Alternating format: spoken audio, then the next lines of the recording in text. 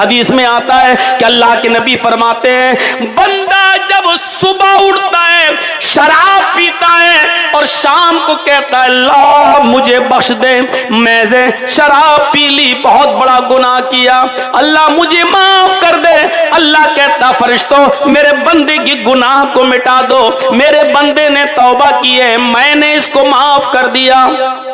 सुबह के बंदा फिर शराब पी लेता है, शाम को फिर तौबा करता है, अल्लाह आज भी गलती हो गई है, मेरी गलती को माफ फरमा दे। अल्लाह कहता फरिश्तों मेरे बंदे के आज की इस गलती को भी माफ कर दो, इसको भी माफ मिटा दो, मैंने अपने बंदे को माफ कर दिया है। बंदा सुबह उठकर फिर शराब पीता है, शाम को फिर तौबा करता है, अल्लाह मुझसे गलती हो गई, मुझे माफ कर दे। अल्लाह कहता फरिश्तों मैंने अपने बंदे को माफ कर दिया, तुम भी मेरे बंदे की इस गलती को मिटा दो। बंदा फिर चौथे दिन शराब पीता है, शाम को तौबा करता है, अल्लाह मुझे माफ कर दे। अल्लाह कहता है आए फरिश्तों मेरे बंदे के अब इस गलत कदम को मत माफ करना, मत मिटाना, अब इसके शराब पीने के जुर्म को लिखे रहना। मेरे बंदे ने मेरी रहमत का नाजायज फायदा उठाया है, मेरे बंदे ने मेरी मग़फ़िरत का नाजायज फायदा उठाया है, अब मेरे बंदे को माफ मत करना। तो मेरे भाइयों हमसे गुनाह हो जाए तौबा करो, और तौबा में शर्मिंदगी होनी चाहिए, और उस गुनाह को दोबारा न करने का अज़्म मुसम्मम और पक्का इरादा होना चाहिए कि अल्लाह अब आइंदा मुझसे ये गलती नहीं होगी, तब अल्लाह रब्बुल आलमीन उस गुनाह को माफ कर देगा। मेरे प्यारे साथियों ये तसव्वुर लेके उठिए, इसको कहते हैं तकवा। अपने आप को गुनाहों से बचा बचा कर गुजर जाने का नाम तकवा है, अपने कदम को गुनाहों से रोक लेने का नाम तकवा है, यह है परहेजगारी। अब आइए कुरान की आयतें, पहले कुरान की आयतें, फिर एक दो हदीस, फिर एक दो चंद वाक़यात। तकवा अल्लाह से डरना, अपने आप को गुनाहों से बचाना, और अल्लाह से डरना भी कैसा? भाई डरता तो है आदमी बहुत सी चीजों से, फिर अल्लाह से कैसे डरे? आइए पहली कुरान की आयत में पढ़ रहा हूं, सुनिए। या अय्युहल्लज़ीना आमनुत्तकुल्लाह हक्का तुकातिह वला तमूतुन्ना इल्ला व अंतुम मुस्लिमून। बहुत बार सुना होगा आपने अपने मस्जिद के मिंबरों पे खड़े होकर मौलाना लोग जो कुरान की आयतें पढ़ते हैं, तर्जमा भी करते हैं, ऐ ईमानों वालों, ऐ मुसलमानों, तुम अल्लाह से डरो जैसा कि उससे डरने का हक है। आज एक मिसाल से समझाऊंगा अल्लाह से डरने का हक क्या है। या अय्युहल्लज़ीना आमनुत्तकुल्लाह हक्का तुकातिह, अल्लाह से डरो जैसा कि उससे डरने का हक है। कुरान लोग बहुत सी बार क्या कहेंगे, आपको ऐसे डायलॉग मारने वाले बहुत मिलेंगे, मैं किसी से नहीं डरता, मैं सिर्फ अल्लाह से डरता हूं। बहुत मिलेंगे ये डायलॉग मारने वाले, लेकिन पूरा कुरान पढ़िए, अल्लाह ने ये कहा ही नहीं कि मुझसे डरो, अल्लाह ने कहा मुझसे वैसे डरो जैसे डरने का हक है। इंसान दुनिया में सिर्फ अल्लाह से ही नहीं डरता, बहुत सी चीजों से डरता है, और डरना भी चाहिए। ये कहना कि सिर्फ अल्लाह से डरो नहीं। मैं पूछता हूं क्या इंसान आग से नहीं डरता? और नहीं डरता तो जरा आग जलाता हूं मैं, उसमें जरा जंप लगा कर दिखाए, उस आग में जरा कूद कर दिखाए।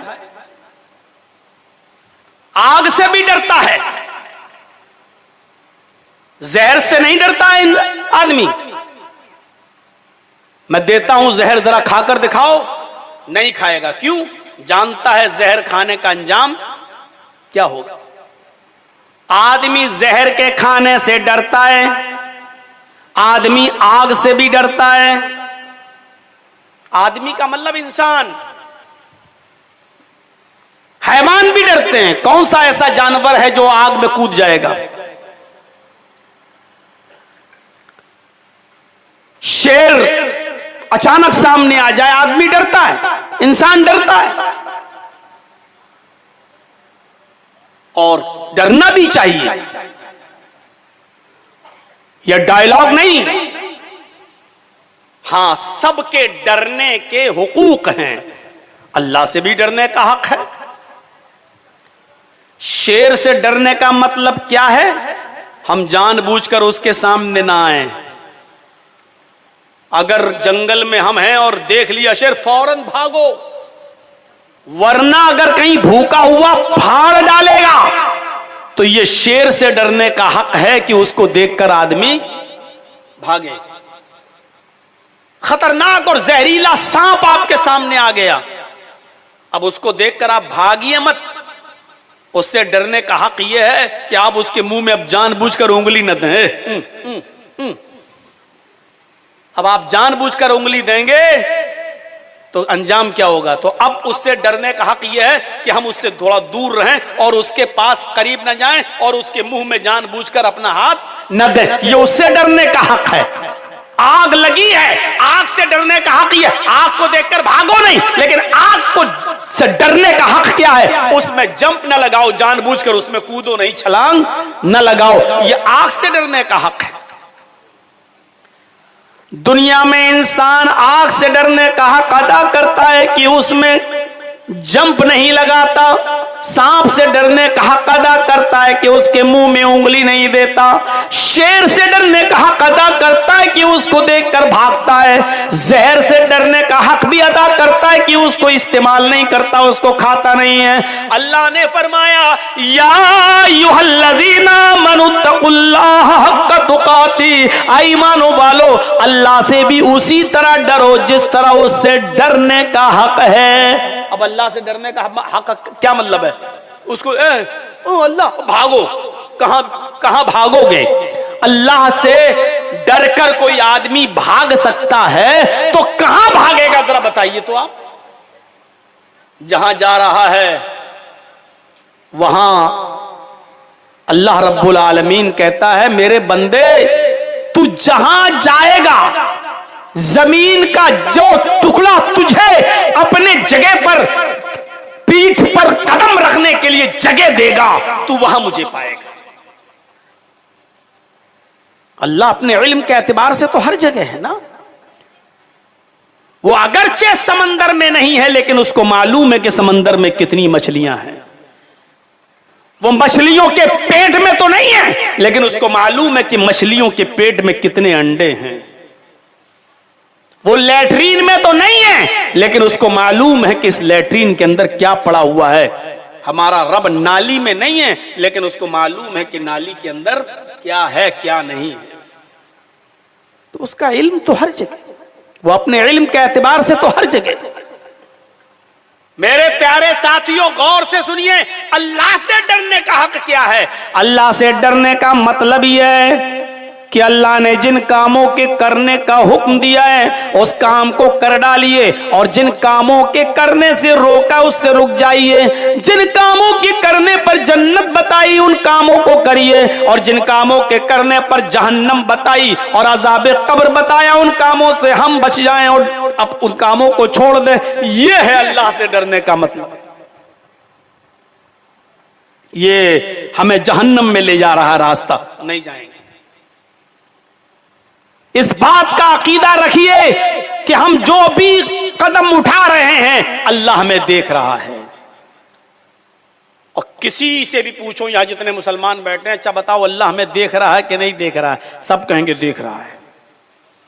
इन्नल्लाह समीउन बसीर, वो सुनता भी है देखता भी है। सब आयतें पढ़ना शुरू कर देंगे, बताएंगे कि नहीं अल्लाह की नजर में है, अल्लाह से कोई चीज छिपी हुई नहीं है। आप सिर्फ अपनी जबान से कह रहे हैं, आपका दिल नहीं मानता।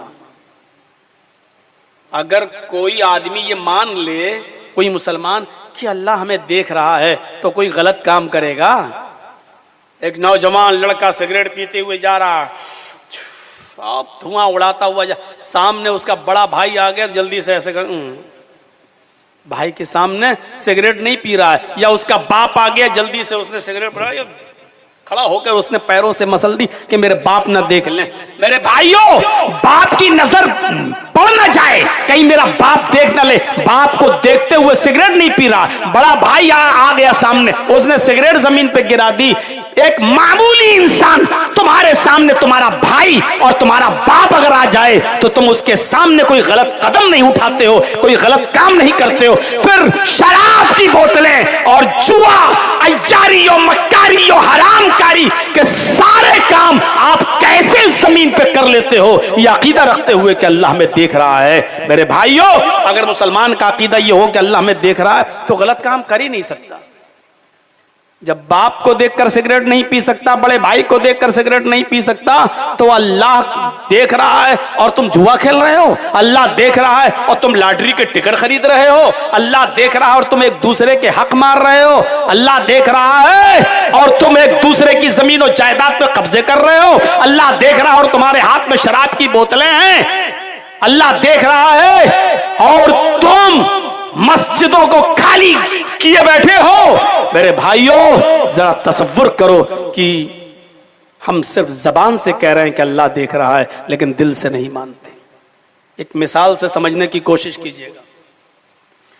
आपके गांव का हर आदमी, कोई ना कोई, हर घर का एक ना एक, ये एक दो आदमी आपके इलाके से बाहर रहते हैं, कोई कहीं कोई कहीं कोई कहीं। इसलिए अक्सर लोगों ने ट्रेनों का सफर किया होगा। आपने स्लीपर क्लास का टिकट खरीदा हो, बर्थ ली हो, तो आपने देखा होगा कि 3 टायर में चले जाइए तो 3 सीटें ऐसे इधर होती हैं और 3 सीटें इधर होती हैं, 3 बर्थ, और 2 सीटें दाएं आपके बाएं साइड में या कभी दाएं साइड में होती हैं। जो 3 बर्थ इधर होती हैं, पहली लोअर, फिर मिडिल और फिर अपर। सपोज दैट, फर्ज कर लीजिए आपकी लोअर बर्थ है और उस लोअर बर्थ पर आप सो रहे हैं, नींद आई है और रात में ट्रेन अपनी स्पीड से चल रही है। अचानक आपको टॉयलेट की हाजत पेश हो आती है, आपको पेशाब लगता है, आप उठते हैं रात में ही और वॉशरूम जाते हैं, टॉयलेट से फारिग होकर जब वापस आते हैं और जब आप अपनी बर्थ पर लेटने के लिए, लोअर बर्थ है आपकी, जब उस पर लेटने के लिए जाते हैं तो क्या देखते हैं? आपकी बर्थ के ऊपर जो मिडिल बर्थ है, उस बर्थ पर लेटे हुए आदमी की जेब में 500 रुपए के नोट की एक गड्डी है जो बाहर निकल रही है, आधी बाहर आ चुकी और आधी अंदर है। अब 500 रुपए के नोट की गड्डी को देखकर आपका दिल मचला गया और आपकी नीयत खराब हो गई। ये तो अच्छा मौका है, सो भी रहा है, इसको क्या पता है और मैं निकाल भी लूं, अगले स्टेशन पे उतर जाऊंगा, इसको पता भी नहीं चलेगा। आप निकालना चाहते हैं लेकिन डर लगा है, कोई देख तो नहीं रहा, तो आपने फिर देखा कि देखें सब लोग सो रहे हैं कि नहीं सो रहे हैं। आपने एक नजर ऐसे ऐसे करके देखा, पूरा डब्बे में जितने लोग हैं सब सो रहे हैं। आपने सोचा लाइन क्लियर है, कोई नहीं देख रहा है मेरी हरकत को, और आपने फौरन जेब में हाथ डालकर आधी नोट की गड्डी जो निकली थी उसको निकालने के लिए धीरे धीरे ऐसे कर निकाल रहे हैं। फिर आपने सोचा कि चलो, फिर भी डर लग रहा है, कोई देख तो नहीं रहा है। अचानक आपकी नजर ऊपर पड़ गई। ये आदमी जिसके नोट की गड्डी है वो मिडिल बर्थ पर लेटा है और मिडिल बर्थ के ऊपर भी एक आदमी लेटा है जो अपर बर्थ पर है। जब आप नोट की गड्डी निकालने लगे तो आपकी नजर ऊपर बर्थ पर लेटे हुए आदमी पर पड़ी। क्या देखते हैं कि वो आदमी आपकी हरकत को देख रहा है। सच बताइए, इस वक्त आपकी कंडीशन क्या हो? आप जो निकाल रहे हैं वो अंदर घुसा देंगे और ऊपर वाले आदमी को मनाने की कोशिश करेंगे, साहब मैं कुछ नहीं कर रहा हूं, इसका नोट गिर रहा था, मैं अंदर कर रहा हूं। एक रास्ता तो यह है कि आप उससे झूठ बोल दें और पैसा ना चुराएं और अंदर कर दें और उसको उठा भी नहीं, भैया जरा सही से सो, पैसा गिर रहा है। क्यों? ऊपर वाले आदमी ने देख लिया है तो आप उसको जगा भी सकते हैं और पैसा अंदर भी रख सकते हैं। क्यों? क्योंकि ऊपर वाले आदमी ने देख लिया है। या दूसरा रास्ता ये हो कि आप नोट की गड्डी निकाल लें, तब उससे कहें देखो भाई इससे मत कहना निस्फुल ली व निस्फुल लकुम, आधा मेरा आधा तेरा, जो कुछ भी मैंने लिया है आधा मैं तुझे दे दूंगा आधा मेरा। चला गिन लेते हैं कितना, आधे तू ले ले आधे मैं। लेकिन जरूरी नहीं कि ऊपर वाला आदमी भी तुम्हारी तरफ बेईमान ही हो सकता है कि वो ईमानदारी का देवता हो और वो कह दे कि नहीं पैसा उसको दो और हंगामा शुरू कर दे, ये भी हो सकता है। इसलिए आप निकालने का रिस्क मेरे हिसाब से तो नहीं ले सकते हैं, और लेंगे भी तो आजमाएंगे कि ऊपर वाला आदमी देखें लेता है कि नहीं लेता है। और तीसरा ऑप्शन एक और है जो बहुत खतरनाक है, मुझे उम्मीद नहीं है कि वो ऑप्शन भी आप अपनाएंगे कि नोट की गड्डी लें, ये आदमी शोर करे उससे पहले आप भागें और चलती हुई ट्रेन से कूद जाएं। ये जान को जोखिम में डालने वाला रिस्क आप ले नहीं सकते मेरे भाइयों। पहला वाला ऑप्शन ही आपको अच्छा लगेगा कि नोट की गड्डी अंदर ही रख दो। एक मामूली आदमी जो आपकी बर्थ के ऊपर लेटा हुआ है, जब वो आपकी इस हरकत को देखता है तो आप गलत कदम नहीं उठाते हैं, चोरी नहीं करते हैं मेरे प्यारे साथियों। फिर शराब की बोतल या अकीदा रखते हुए कि अल्लाह हमें देख रहा है, आप कैसे पी लेते हैं, जुआ कैसे खेल लेते हैं,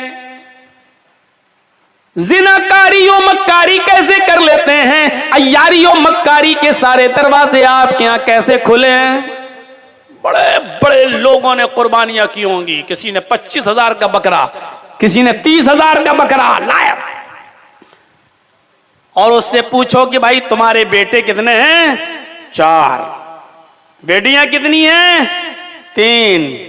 आपकी उम्र कितनी है? मौलाना साहब 70 साल क्रॉस कर चुका हूं, बस अब दुआ करो अल्लाह बची खुची जिंदगी भी खैरियत से गुजार दे। ठीक है, बच्चियों की शादी हो गई? हाँ हो गई। बहन है? हाँ मौलाना मेरी 2 बहन भी है।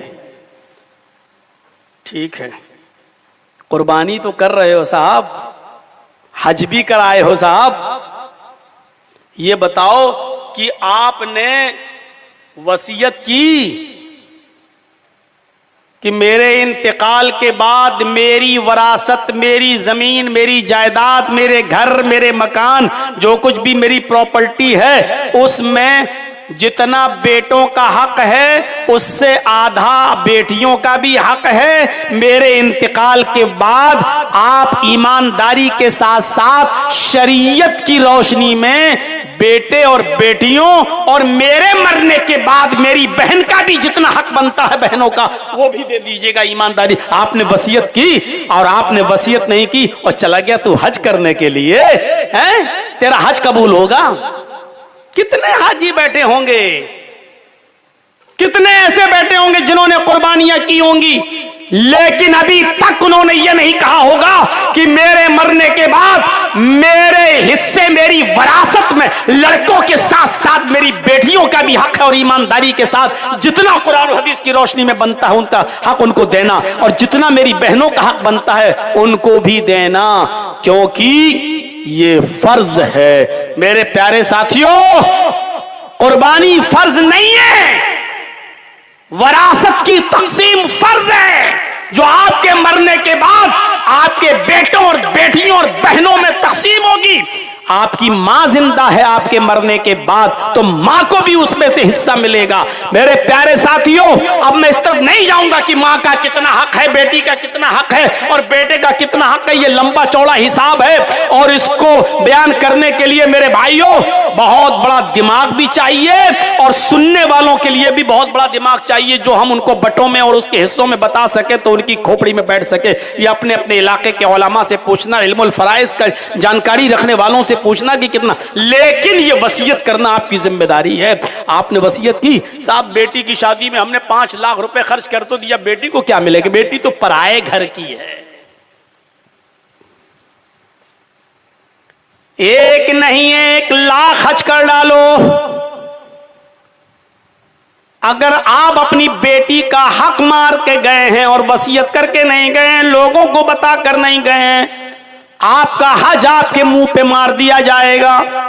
एक नहीं 1 लाख जानवरों की कुर्बानी कर लो, लेकिन आपने अगर अल्लाह की बंदियों का हक मारा, अपनी बहनों का हक मारा, अपनी बेटी का हक मारा, तो इंदल्लाह आपकी कुर्बानी कबूल नहीं होगी। अब जब तकरीर हमने ये शुरू कर दी तो मौलाना साहब ये मत बोलो, अगर ये सब बोलोगे तो इस हम्माम में तो सभी नंगे नजर आएंगे। आप ही नहीं, बड़े बड़े मुल्ला और मौलवी भी नजर आएंगे।